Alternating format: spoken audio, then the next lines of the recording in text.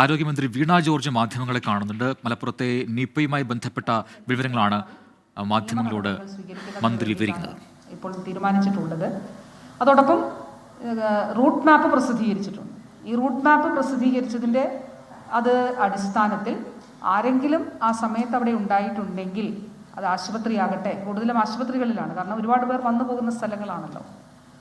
ഒരു കാരണവശാലും സമ്പർക്ക പട്ടികയിൽ ഉണ്ടെങ്കിൽ അല്ലെങ്കിൽ അവിടെ ഉണ്ടായിട്ടുണ്ടെങ്കിൽ ദയവായിട്ടത് ഹൈഡ് ചെയ്യരുത്, ഒളിപ്പിക്കരുത്, മറച്ചു വെക്കരുത് എന്നുള്ളതാണ് പറയാനായിട്ടുള്ളത്.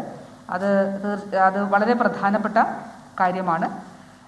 ഇതുകൂടാതെ ജില്ലകളെ സംബന്ധിച്ചിടത്തോളം ഞാൻ പാലക്കാട് രാവിലെ അവിടുത്തെ കാര്യങ്ങൾ പറഞ്ഞിരുന്നു. ഇവിടെ മസ്തിഷ്ക ജ്വരവുമായിട്ട് ബന്ധപ്പെട്ടിട്ടുള്ള കേസുകൾ ഏതെങ്കിലും സർക്കാർ മേഖലയിലേതൊക്കെ തന്നെ നമുക്ക് റിപ്പോർട്ട് ചെയ്യപ്പെട്ട് ഡോക്യുമെൻ്റ് ചെയ്യപ്പെട്ടിട്ടുണ്ട്.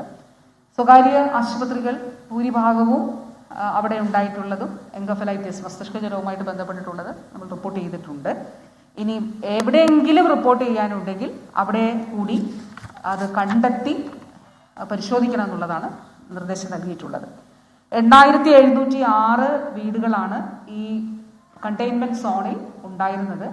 8706 വീടുകളും ഈ പനി സർവൈലൻസ്, ഫീവർ സർവൈലൻസ് നടത്തിയിട്ടുണ്ട്. അസ്വാഭാവികമായിട്ടുള്ള മരണങ്ങൾ അവിടെ ഉണ്ടായിട്ടില്ല എന്നുള്ളത് ഉറപ്പാക്കിയിട്ടുണ്ട്. ഇതൊക്കെ ചെയ്യുന്നത് ഇതാണോ ഇൻഡെക്സ് കേസ്, ഈ വ്യക്തിക്ക് മറ്റൊരാളിൽ നിന്നാണോ രോഗം കിട്ടിയത് എന്നുള്ളത് ഉറപ്പാക്കുന്നത്. അപ്പോൾ ആദ്യം നമ്മൾ ചെയ്തത് നേരത്തെ ഒരു വളാഞ്ചേരി കേസ് ഉണ്ടായിരുന്നല്ലോ, വളാഞ്ചേരിയിലെ കേസും ഈ 2 കേസുകളുമായിട്ട് എന്തെങ്കിലും ബന്ധമുണ്ടോ എന്നുള്ളത് പരിശോധിച്ചു. അപ്പോൾ അതിൽ നേരത്തെ പറഞ്ഞതുപോലെ എല്ലാ തരത്തിലും നമ്മൾ അവരുടെ യാത്രകൾ, അതിന് മൊബൈൽ ടവർ ലൊക്കേഷൻസ്, ഇതൊക്കെ എടുത്തുകൊണ്ടാണ് പോലീസിൻ്റെ സഹായത്തോടെ അതെല്ലാം എടുത്തുകൊണ്ട് പരിശോധിച്ചു. പക്ഷെ അങ്ങനെ ഒരു ബന്ധം ഈ 3 കേസുകളുമായിട്ട് ഇല്ല എന്നുള്ളത് കണ്ടെത്തി. ഈ 2 കേസുകളുമായിട്ടും ഇത് വ്യത്യസ്ത കേസുകളാണോ എന്നുള്ളത് കൂടി നമ്മൾ പരിശോധിച്ചു. അതോ ഇതൊരു ഒറ്റ വ്യക്തിയിൽ നിന്ന് ഈ 2 പേർക്കും രോഗം ഉണ്ടായിട്ടുള്ളതാണോ, വൈറസ് ഇവരിൽ 2 പേരിൽ നിന്ന് മറ്റൊരു വ്യക്തിയിൽ നിന്നാണോ എന്നുള്ളതും പരിശോധിച്ചു. അങ്ങനെ ഒരു ലിങ്ക് ഇല്ല എന്നുള്ളതാണ് ഇതുവരെ ആരോഗ്യ വിദഗ്ധർ പറഞ്ഞിട്ടുള്ളത്. എന്നാലും ഒരു ഫൈനലായിട്ട് സാധ്യമായിട്ടുള്ള എന്തെങ്കിലും വിട്ടുപോയിട്ടുണ്ടോ എന്നുള്ളത് കൂടി പരിശോധിക്കുന്നുണ്ട്.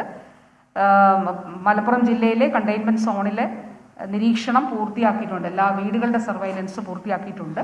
പാലക്കാട് ജില്ലയിൽ 96% പൂർത്തിയാക്കി. അപ്പോൾ 2 ജില്ലകളിൽ മലപ്പുറത്ത് 8706 വീടുകളാണ്.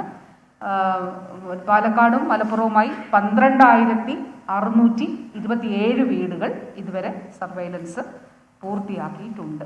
ഇത്രയും കാര്യങ്ങളാണ് ഇതുമായി ബന്ധപ്പെട്ട് പറയാനായിട്ടുള്ളത്.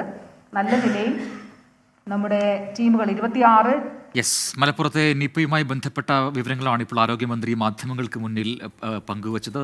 എത്രമാത്രം ആൾക്കാർക്ക് സമ്പർക്ക പട്ടികയിൽ ഉൾപ്പെട്ടിട്ടുണ്ട്, അത്തരം വിശദാംശങ്ങൾ നൽകുന്നു. ഒപ്പം തന്നെ റൂട്ട് മാപ്പ് തയ്യാറാക്കിയിട്ടുണ്ടെന്ന വിവരം കൂടി പങ്കുവയ്ക്കുകയായിരുന്നു ആരോഗ്യമന്ത്രി.